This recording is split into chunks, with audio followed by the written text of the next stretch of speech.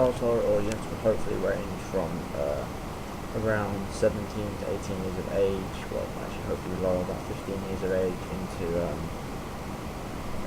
young adult stages, so the 20s and 30s, going to 30s.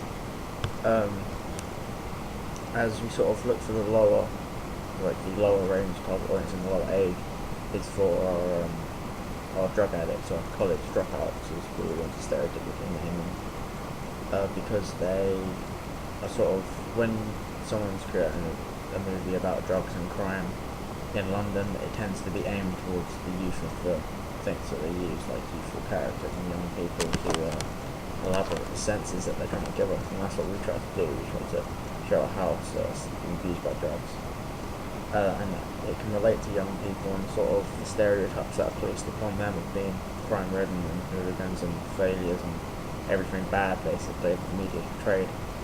So we hope the target audience there would be like a younger teen, whereas it goes to the other end of the spectrum, and we have a look at our Ignitus characters, who the target audience for them would be slightly different. It'd be sort of the older generation and the more understanding of like a business class sort of people, sort of people who work in offices and places like that. Now the clothes of the target audience where will obviously again vary, because you don't really see a 40-year-old man walking around in a Nike tracksuit with one of those pouch bags. Hopefully not anyway. If you do, anyway, we sort of see the Ignitus people attracting the older audience, or people that like dress smartly, so like gentlemen, people you'd see in the higher class, and wearing suits, and the ladies wearing dresses, and sort of along those lines of that, where people are sort of more, I don't want to say intelligent, but I do want to say intelligent for this, because it's kind of what we're aiming for, like the higher sort of educated purpose people come here. And then at the other end we've got the so they probably the Ignitus people probably shop in places like suit shops, Zara and weird things like that.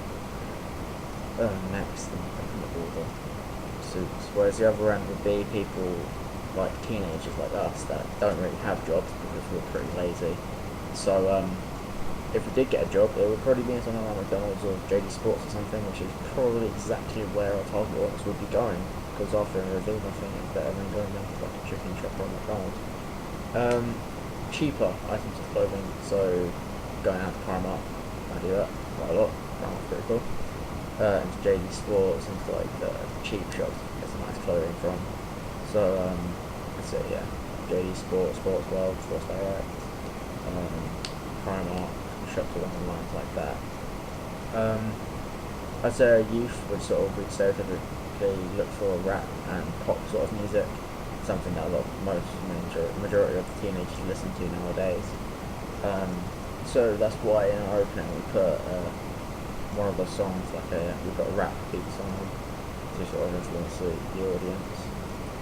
Whereas when we look at the Ignitus people, we kind of just saw the posh attitude we were building, sort of visualised in our heads being classical music or symphonies and things like that. We don't quite understand why, but I mean, that's stereotype people of the upper class listening to more in-depth and textual music rather than just playing some beats and that. So we see it sort of like that. So we decided not to go with classical music for our opening, but to go sort of an eerie effect, mainly for creepiness. Although I believe putting some classical music onto it, like a symphony written mainly in a major, sort of happy, would be very much part of the actual point of what we're trying to achieve. I believe would be just as effective as our eerie noises. For TV programs, they probably teenagers probably listen to watch. I don't really know. Teenagers sort of cartoon, but not sort of kids cartoons obviously, but unless they watch kids cartoons, because I watch Adventure Time, and that's a kids cartoon, that's pretty cool. Sort of many things like Simpsons, Futurama, TV series such as Walking Dead, Breaking Bad, movies they'd be possibly into would also be action, thrillers, adventures, After Earth, with Star Wars Smith and his son, World War Z, zombie movies, 28 Days Later, 28 Weeks Later, Batman movies, things along the lines of that. Whereas for the other end, again, going back and forward, and it's really confusing my brain right now.